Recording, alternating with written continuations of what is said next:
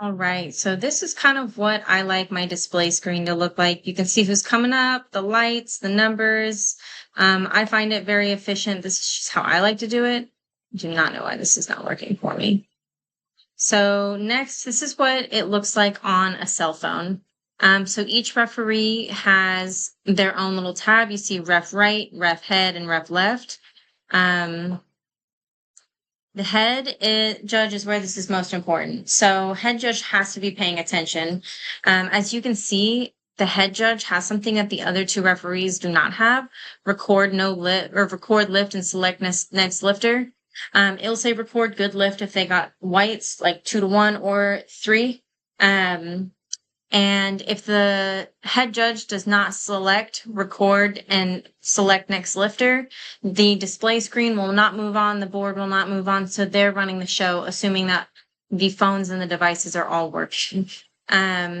They can also set a timer here. So we currently have it on that 15-minute timer, but they can start the timer, reset the timer. You can select good lift and no lift, and then record and go to next lifter. It's not going to work quite like that for us just because we have already done this meet. So you can see left judge does not have that. Record and select next lifter, and neither does the right judge.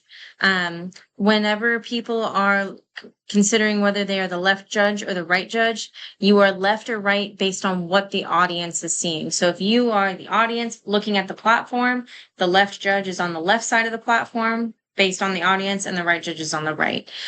Somehow it gets confusing sometimes, but it's pretty simple if you think about it as the audience. So we've gone over the run screen.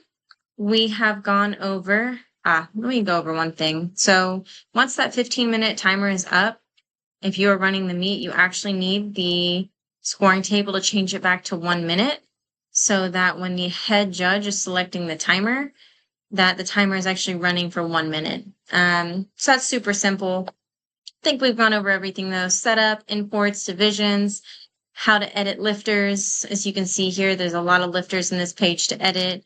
I showed you how to add extra divisions. We talked about the weigh-in entry where it's super simple to add body weights, rack heights, and openers. We showed you the paperwork. I never use this check-in page or the equipment check page. We use other paperwork specifically for our federation. I specifically only use the cards in version 2.